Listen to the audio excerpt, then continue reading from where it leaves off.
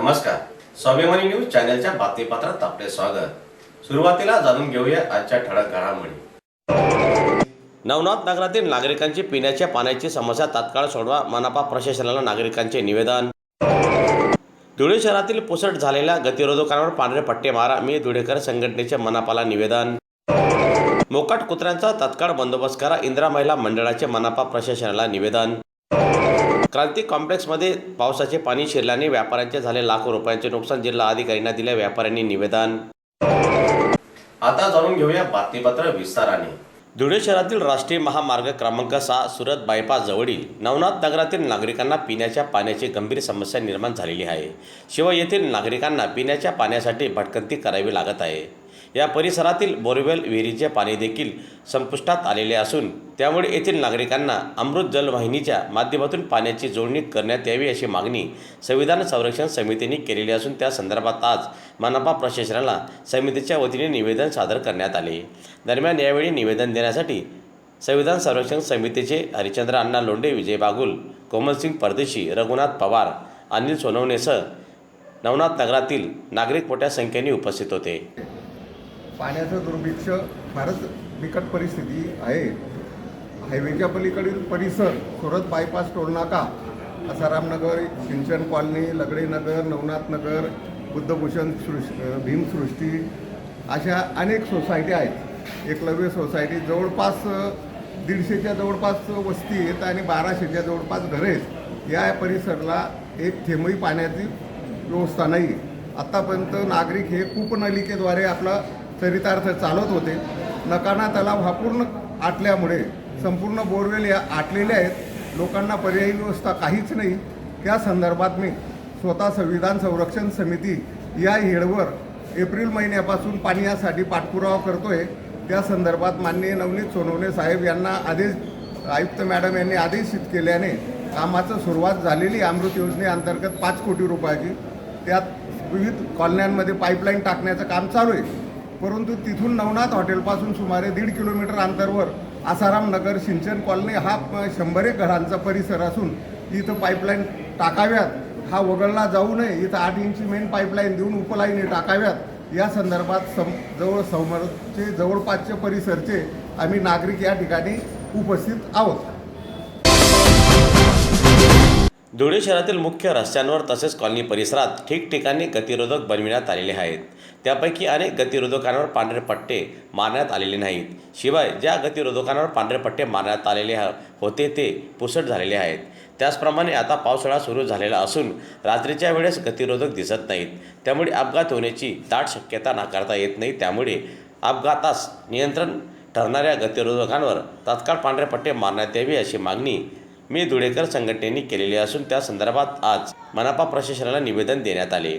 दरम्यान यावेळी निवेदन देण्यासाठी मी धुळेकर संघटनेचे अध्यक्ष निरंजन भत्वाल, दिनेश वाघ, सुदर्शन पाटील, फरदीन शेख, विशाल गायकवाड, बळीराम मांडोळे, दीपक बागुल आदी उपस्थित होते। धुळे शहरात ठिकठिकाणी गतिरोधक बनवण्यात आलेले आहेत व लवकरच पावसाळा सुरू होणार आहे। पावसाळ्यामध्ये हे गतिरोधक दिसत नाही व जे नवीन गतिरोधक आहेत त्यांच्यावर तर पांढरे पट्टे नाहीतच, पण जे जुने जरी गतिरोधक होते त्याच्यावरचेही पांढरे पट्टे पुसट झालेले आहेत। म्हणून मी धुळेकर संघटनेतर्फे आज उपायुक्त मॅडम यांना निवेदन देऊन मागणी केली आहे की पावसाळा सुरू होण्या अगोदर सर्व गतिरोधकांवर पांढरे पट्टे मारण्यात यावे, ज्यामुळे येणाऱ्या भविष्यात पावसाळ्यामध्ये छोटे मोठे होणारे अपघात टाळता येतील।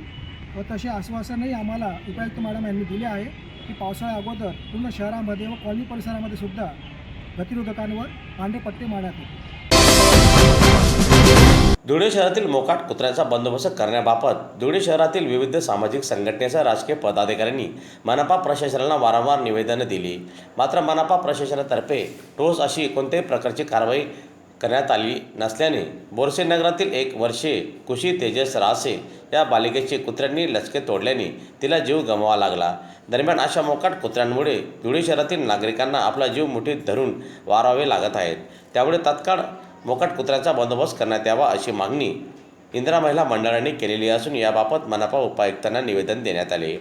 दरम्यान यावेळी निवेदन देण्यासाठी प्रभाताई परदेशी, आशाताई पाटील, वैभव पवार, आकाश त्रिवेदी, प्राजक्ता शिरसाट, राजेंद्र चिंचोले सह परिसरातील महिला मोठ्या संख्येने उपस्थित होत्या. नमस्कार, मी प्रभाजी रामधान परदेशी वलवाडी. आज आम्ही गोंदूर रोड येथील बोरसे नगरमधील जी 1 वर्षीय बालिका तेजस राहते यांची कन्या खुशी हिचा दुर्दैवी कुत्र्यांच्या टक्केवारी संदर्भात तिचा जीव गेलेला आहे. म्हणजे यांनी टक्केवारीमुळे जे निर्देशीकरण नाही केलेलं म्हणून त्या मुलीचा जीव गेलेला आहे. तिचे अक्षरशः लचके तोडण्यात आलेले, ते लोक गाव सोडून चालले गेलेले. दुसरं असं फरवरीमध्ये 18-20 फरवरीमध्ये यांना आम्ही महत्त्वाचं पत्र दिलं होतं. त्यांना विनवण्या केल्या होत्या की आम्ही तुम्हाला विनंती करतो, कुत्र्यांचा अवकाश खूप मोठ्या प्रमाणात वाढलेला आहे. पण आम्हाला असं कळालं की धुळे शहरातले जे ओपन प्लेसेसमध्ये मटन चिकनचे दुकान चालतात त्या दुकानांचं जे रक्त ओपन पद्धतीने पडलेलं असतं ते कुत्र्यांच्या तोंडांना लागलेलं आहे.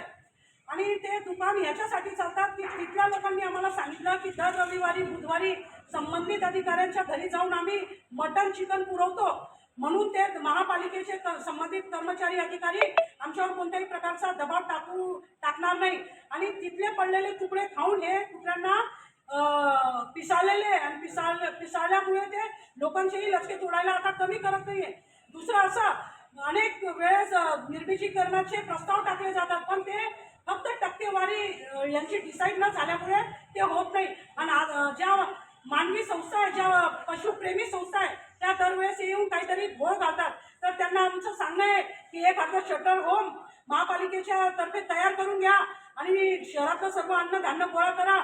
आणि कुत्रेप्रेमी जेवढे असेल त्यांना, जेवढ्या लोकांना कुत्र्याचं प्रेम आहे, त्यांनी स्वतःहून वर्गणी गोळा करून 8-10 शटर होम उघडावे आणि रोडावर जेवढे कुत्रे आहे त्यांना तिथे टाकावा. आणि अन्नधान्य पण तिथे टाकेल, म्हणजे मोकाट कुत्रे फिरणार नाही, त्यांची संख्या वाढणार नाही. दुसरा वेगवेगळे कुत्रे करून द्यायचे. कुत्र्यांचे जे प्रकार असतात मेल वेगळे आणि फिमेल वेगळे, म्हणजे निर्विजीकरणाची पण गरज पडणार नाही. दुसरं असं महापालिका इतकी निर्लज्ज, निगरगठ्ठ आणि मानसिक रोगी झालेली आहे की पैसे घेतल्याशिवाय ती काही एक काम करत नाही. तर महापालिकेला आमचं जाहीर आव्हान आहे की आम्ही सर्व जमलेलो वलवाडी परिसरातील सर्व नागरिक जमलेल्यांकडून जाहीर आव्हान आहे की प्रत्येक कुत्र्याच्या मागे 1000 रुपये आम्ही स्वतः द्यायला तयार आहे. आम्ही भीक मागू, लोकांकडून जमा करू, पण लोकांचा जीव जाऊ देणार नाही. त्याच्यासाठी आम्ही पदर पसरून भीक मागू गल्लीमध्ये आणि एक कुत्र्याच्या मागे 1000 रुपये पालिकेच्या ताब्यात देऊ. त्यांनी कुत्र्यांचा बंदोबस्त करावा, अन्यथा कोणत्याही सबबीवर परवा मी एकटी येऊन महापालिकेला लॉक लावणार आणि त्याची सर्वस्व जबाबदारी महापालिकेच्या कर्मचाऱ्यांची आणि अधिकाऱ्यांची राहणार आहे. जय हिंद, जय भारत, जय महाराष्ट्र. गटारीच्या समस्याबाबत मनपा प्रशासनाकडे वारंवार निवेदने दिली, तक्रारही करण्यात आली, मात्र मनपा प्रशासनाने याकडे दुर्लक्ष केले. काल धुळे शहरात मुसळधार पावसाने हजेरी लावल्याने धुळे शहरातील गल्ली क्रमांक 4मधील क्रांती कॉम्प्लेक्समध्ये पावसाचे पाणी शिरल्याने व्यापाऱ्यांचे मोठ्या प्रमाणात नुकसान झालेले आहे. दरम्यान गटारीचे पाणी खाली उतरल्याने ही परिस्थिती निर्माण झाल्याचे म्हणत आज व्यापाऱ्यांनी मनपा प्रशासनाविरोधात घोषणाबाजी करीत तात्काळ गटारीची समस्या सोडवण्यात यावी अशी मागणीचे निवेदन धुळे जिल्हा अधिकाऱ्यांना देत मनपा प्रशासनाच्या निषेधार्थ व्यापारी बांधवांनी जिल्हाधिकारी कार्यालयासमोर निदर्शनही केली. दरम्यान यावेळी व्यापारी बांधव मोठ्या संख्येने उपस्थित होते. व्यापारी असोसिएशनचा अध्यक्ष आज धुळे महानगरपालिकेतील प्रशासनाला निवेदन देण्याकरता आणि धुळे जिल्ह्यातील कलेक्टर साहेबांना निवेदन देण्याकरता आम्ही सर्व व्यापारी या ठिकाणी जमलेलो आहोत. 2 दिवसापूर्वी धुळे क्रांती कॉम्प्लेक्सतर्फे महानगरपालिकेला निवेदन देण्यात आलेले होते. 4 दिवसा अगोदर धुळे जिल्हाधिकारी साहेबांना सुद्धा निवेदन देण्यात आलेले होते आणि या निवेदनात नमूद केलेलं होतं की जी गल्ली नंबर 4मधील खोल गल्ली आहे त्या क्रांती कॉम्प्लेक्समधील सर्व गटारी त्वरित रिपेअर कराव्यात, अन्यथा आमच्या क्रांती कॉम्प्लेक्समध्ये पाणी येईल अशा अर्थाचं पूर्णपणे निवेदन आम्ही 4 दिवसा अगोदर पाऊस येण्याच्या अगोदर धुळे महानगरपालिकेला देण्यात आलेलं होतं.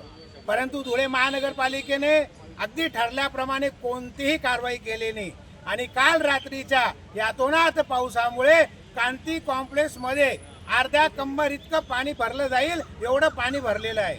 आमच्या सर्व व्यापाऱ्यांचं 70 ते 80 लाखाचं नुकसान या धुळे महानगरपालिकेमुळे झालेलं आहे. आम्हाला सांगा हे नुकसान कोण भरून देणार आहे? व्यापाऱ्यांच्या हालतीला ही धुळे महानगरपालिका पूर्णपणे जबाबदार आहे. प्रशासन नागरिकांच्या समस्या सोडवण्यामध्ये संपूर्णपणे अपयशी ठरत आहे. म्हणून हे निवेदन व्यापाऱ्यांतर्फे पुन्हा एकदा धुळे महानगरपालिकेला आणि आदरणीय कलेक्टर साहेबांना आम्ही देत आहोत. या क्रांती कॉम्प्लेक्सच्या समोरील गटारी व्यवस्थितपणे झालेल्या नाहीत. ज्या ठिकाणी गटार पूर्णपणे बंद करण्यात यायला पाहिजे त्या ठिकाणी बंद करण्यात आलेली नाही. ज्या ठिकाणी जोडण्यात आलेली पाहिजे त्या ठिकाणी जोडण्यात आलेली. एक लक्षात घ्या, जमनालाल बजाज रोड ते खोल गल्ली हा नैसर्गिक उतार आहे. जिनगर गल्ली ते गल्ली नंबर 4 खोल गल्ली हा नैसर्गिक उतार आहे आणि या उतारामुळे या दोन्ही गल्ल्यांचं पाणी या क्रांती कॉम्प्लेक्स जवळ येतं. याचबरोबर स्वाभिमानी न्यूज चॅनलचे बातमीपत्र संपले. पुन्हा भेटूया पुढील प्रसारणात. तोपर्यंत नमस्कार.